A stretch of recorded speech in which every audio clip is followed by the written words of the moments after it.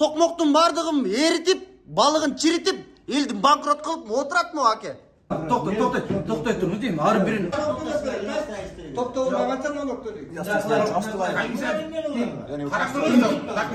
Токтоолдун эли ыйлап жүргөн эл. Ботодой боздоп жүргөн эл. Токтоолдун эли 20 жыл кредит алып тамсала албаган. Азыр тоо таштын үстүндө жашап атат, кумдун үстүндө жашап атат. 10 миң миллион кишини алып барган. Сос пакетин ортого койсун. Жеке ишкерлерге бөлүп берип атат, урматтуу жерлештер.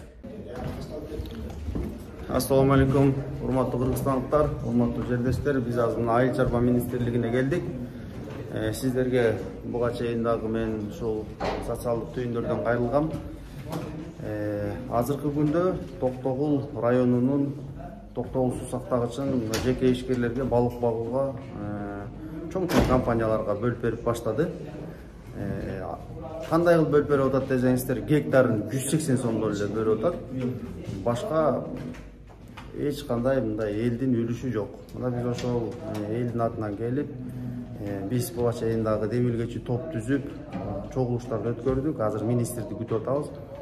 Мына достор, ушундай көлмө суулардын бардыгы бүгүнкү күндө ит бекер берилип атат. Элдин үлүшү эч кандай фонд ачылып, социалдык пакеттер, эч нерсе каралган жок. Инфраструктураны талкалайт. Мен бүгүнкү күндө Токтогул шаардык кеңешинин депутаты катарында канча деген акчалар сарптап биз көчөлөр жазып атабыз, жарыктандырып атабыз, жашылдандырып атабыз. Ушул элдин акчасы. Бирок бүгүнкү компаниялар келип туруп талкалайт. Эртең көлдүн астында экологический кандай катастрофалар калтырат биз билбейбиз. Кандай корум алып келип жатат, балыктын кандай зыян жактары бар. Мына ушул нерселердин бардыгын эл бүгүнкү күндө билбейт, бирок департамент өзү билип эле сатып атат. Азыр мына мен сиздерди комиссияга киргизем. Биз менен болуңуздар, алыстабаңыздар, кайдыгер болбоңуздар. Мына кайдыгер болбосок биз Кыргызстанды өнүктүрүп алабыз. Мына азыр Токтогул районунун Токтогул суу сактагычынан башталып атат мына достор. Мен азыр комиссиянын курамын башынан тааныштырайын. Балык чарба департамент директору Ниязов Эдил Бешекович, комиссиянын төрагасынын орун басары. Бекболиев, балык чарба департаментинин чарба ишмердүүлүгүнүн координациялоо жана аквакультура бөлүмүнүн башчысы. Жунуш Алиев, балык чарба департаментинин чарба реестерин түзүү жана көрмөлөрдү паспорттоштуруу бөлүмүнүн жетектөөчүсү. Досторумна комиссия мөп жүрүп атат. Алмазбеков Байтик, Канча деген компаниялар келип берип атат. Суу чарба ресурстарынын бардыгы.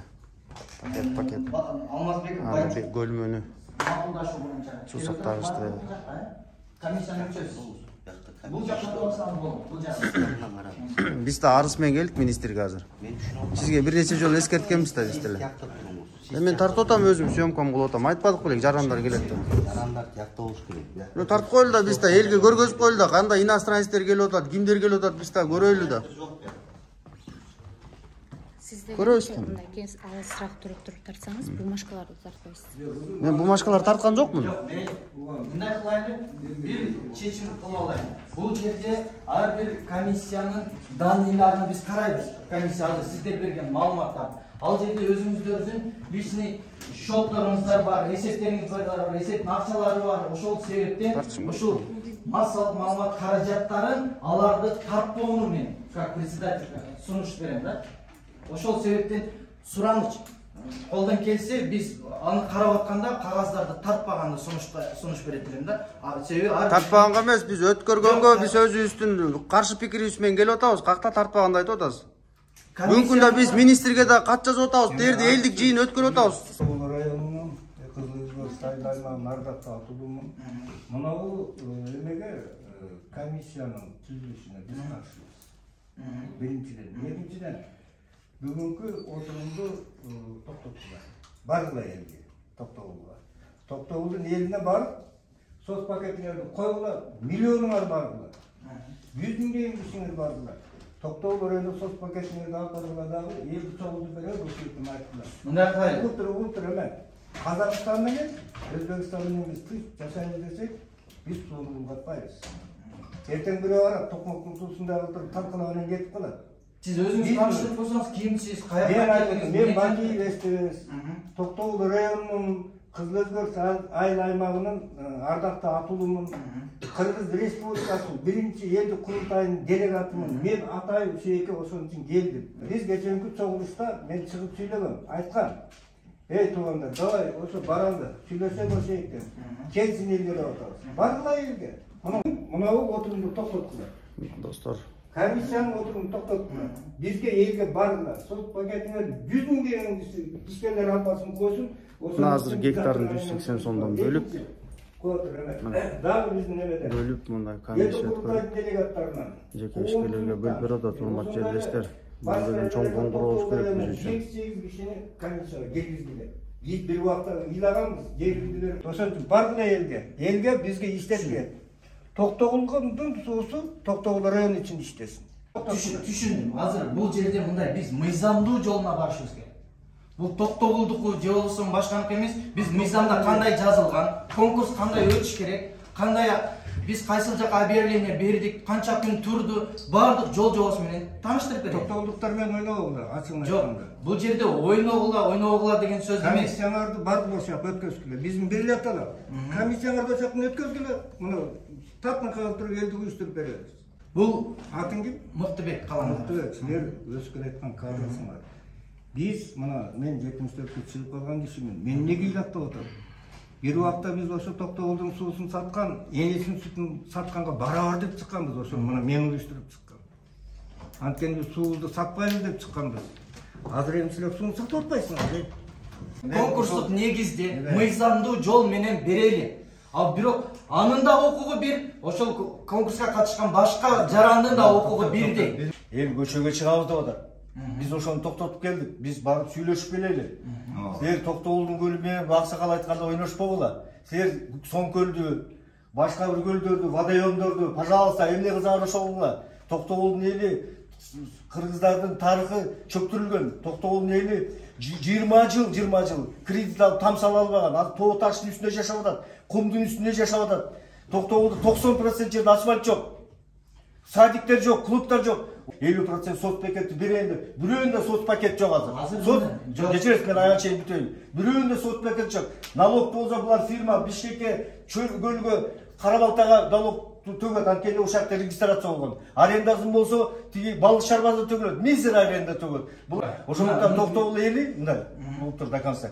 Токтогул эли бүгүнкү өткөргөн бүгүнкү отурумдарга каршы. Азыр биз министрге деген мына Жапаровго письмо кетип атат, генеральный прокуратурага кетип атат, ГКНБге кетип атат. Бул баардыгы муну атайын тартып атабыз. Эл көтөрүлүп кетсе, урматтуу комиссиянын мүчөлөрү, эл көтөрүлүп кетсе, жаман болосо ким гарантия берет ушул бир фирманын кызыкчылыгына чечип койбойт да, могу жерде отургандар.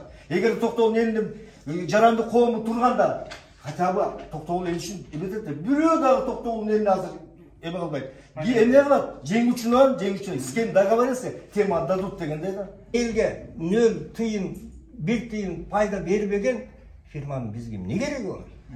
Токтогулдун эли ыйлап жүргөн эл. Ботодой боздоп жүргөн эл. Мына ошон үчүн биз силерге келип атабыз комиссияга. Комиссия баргыла, 100 000 кишини алып баргыла. 10 000, миллион кишини алып баргыла. Соц пакетин ортого койсун. Эгерде ошондой эле 50% пайдасына берем деген 2000 кишини жумуш менен камсыз кылам деген эмеге бергиле.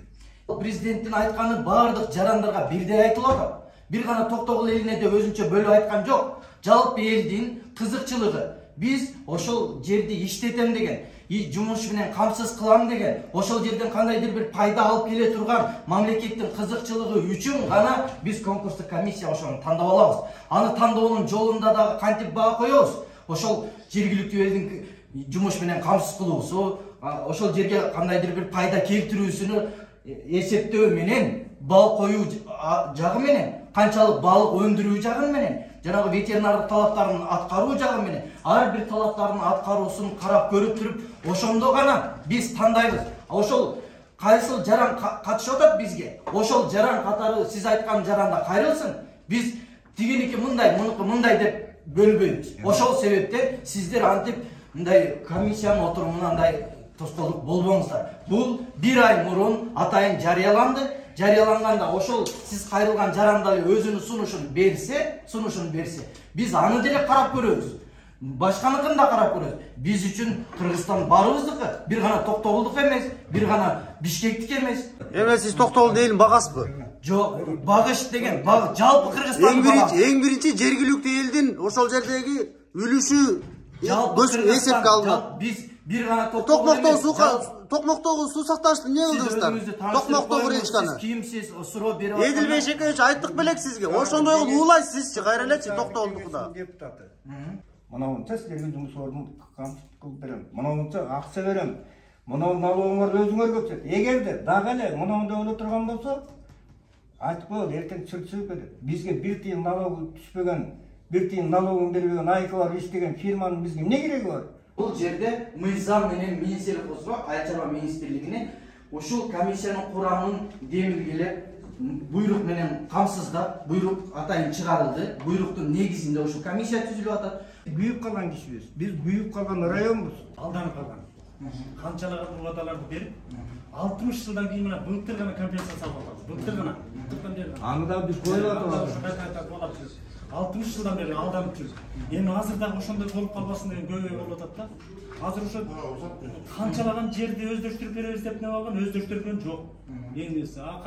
Башка судаларын айтпай болот, башка пакеттерин айтпай. Силер көпчүлөрдү өткөрөрдү. Көбүсүн бөлүп алганарды эл билген жок. Эл билсе капчы жаман болот. Атайын биз гезитке жарыялаганыбыз, атайын бир ай сурок күткөнүбүз ушул эл билсин дегендеги максат. Элдин билген биз эми билип атабыз. Билгенибизге 5 күн болду. Токтой туруңуз дейм. Ар бирин имамдуу тамамдадым. Мен да токтогул койдум. Ошол токтогул сатат мен да жашадым. кайсы иштейсиңер ошондо сайтта? Мен экологиялык техникалык көзөмөл кызматында биоресурстарды контролдоо башкармалыгында иштейм. Биринчи. Сиздер бул азыр комиссиянын отурумун токтотуп койдуңуздар. Бул биринчиден мыйзам. Анда сен токтогулдун душманы турбайсың. Асакал угуп туруңуз, Аксакал сизди угуп бар. Сөз даярачак. Конкурс. Бул жерде бардыгы эле адамдар башын деп эмес. Комиссия биз өзүбүз бүтүнүбүздү чыгарабыз. Демейси татыптуу. Токтогулга мамлекетке балық чарбасын өндүрүүгө демейси татыптуу деген чечимди чыгарабыз. Эгерде ал чечимге макул болбосо, комиссиянын чечимин силер сотко бергенге Түшүнүктүү анын бардыгы. Түшүнүктүү. Мындай комиссия 100 жолу түзүлгөн. 100 жолу. Кумтөрдү ушунтуп берилген. Кумтөрдө экологиялык катастрофаны экология жагын иштеткенбиз. Билесизби кандай бүгүнкү күндө? Экологиялык катастрофасы. Билесиз? Эмне болду азыр? Эмне болду Кумтөр? Жок, экологиялык катастрофасын билесизби? Эл кандай чырылдап жүргөн? Сиз 100 жылдан кийин кандай катастрофа болот билесизби? Сиз айтып аткан Биз комиссиянын азыр сиздер комиссиянын деңгээлинде ойлонуп атасыздар. Биз комиссияга чейинкисин ойлонуп атабыз. Могул комиссия түзүлбөш керек эле, элдин пикирин эске албай деп атабыз биз. Кайакта комиссияны айтып атасыздар. Анын сотко берип, анын баарын билебиз биз, процедураларын баарын. Бирок биз элдин атынан келип атабыз. Элдин үлүшү жок бул жерде. Социалдык пакет эч нерсе камсыз болгон жок. 180 сомдон берип атат. Токмоктун бардыгын эритип, балыгын чиритип, элдин банкрот кылып отуратмы аке? Эдилбей Шекеевич, туурабы? Тилиңди эмес. Сиз бүгүн талкаладыңыз, туурабы? Токмоктун суусунун бардыгын. Жок, Токмоктун элинин жашоосун токтоттуңузбу? Бүгүн канча деген ишкерлер токтоттуңуз? Эми азыр Токтогулдун көлү калдыбы? Токтогулдун көлүнө өтүп атасызбы? Мен комиссияга могул жерге мүчө кылып кош дедим элем сизди. Эмне болду азыр? Сиз коштуңузбу? Мыйзамга каршы болот. Көрдүңүзбү? Сиз Токтогулдун элинин мыйзамын да бузуп атасыз. Ошону эске алып коюңуз. Сиз Токтогулдун элинин мыйзамын бузуп атасыз. Могулар көз жашы менен чыккан ошол жактан. Сиз 180 сомдон сатып атасыз. Арзан сатып атасыз элдин барына. Сиз Токтогулдун районго бир басып барган жоксуз. Басып барбай могул жерде мына токтогулдар билип алгыла, силердин көлүңөрдү сатып атат могул адамдар. Комиссиянын иштешине тоскоолдук кылган. Сизге биз арыз менен да келгенбиз.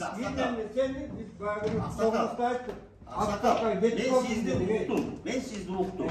Бирок комиссиянын ишин улантканда Biz komissiyanın işine toz Комиссияны улантып бериңиздер, биз эскертүү берип кеттик. Өткөрө бериңиздер, эми бактылуу болуңуздар, өткөрө бериңиздер, сатып бериңиздер Токтогулдун. Көлүн сатасыздарбы, жерин сатасыздарбы, сатып бериңиздер. Бирок биз эскертип койдук. Арыз менен да келгенбиз, эскертип атабыз. Эдилбей Шекеевич, эскертип атабыз сизге. Биз дагы мыйзамды, укугубузду билип келип атабыз. Конституциялык укугубузду билип келип атабыз.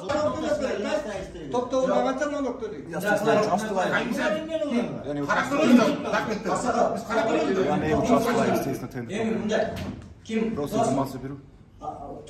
Сиз эми комиссияны төрагалык кылып атасыз, өткөрөрүңүз. Биз каршы эмес, бирок биз эскертип кетип атабыз. Макул. Мындай да сиз токтогул элдин мыйзамын бузуп атасыз. Бул мыйзам баарыбыз үчүн бирдей. Сиз үчүн да, биз үчүн да, биз да ошол мыйзамды гана каратабыз. Жакшыраак балык өндүрө турган, ошол пайдасы тие турганын гана тандайбыз. Пайдасы жогунан айтып келип атабыз да биз.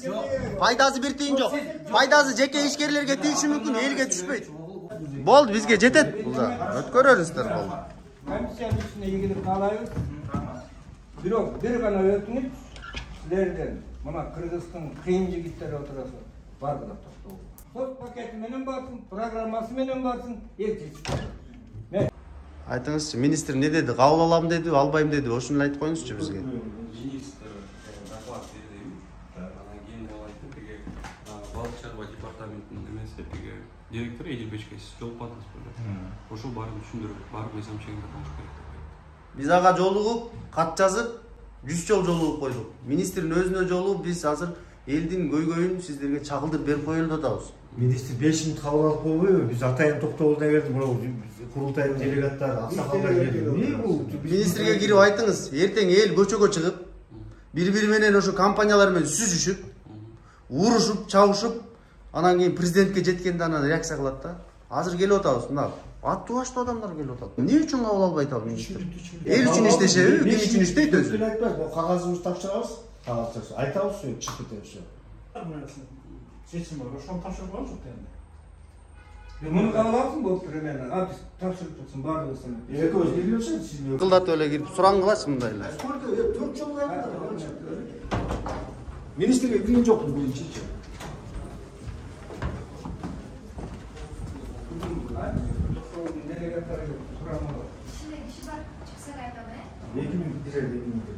Ушул жерде эле күтүп турайлычы.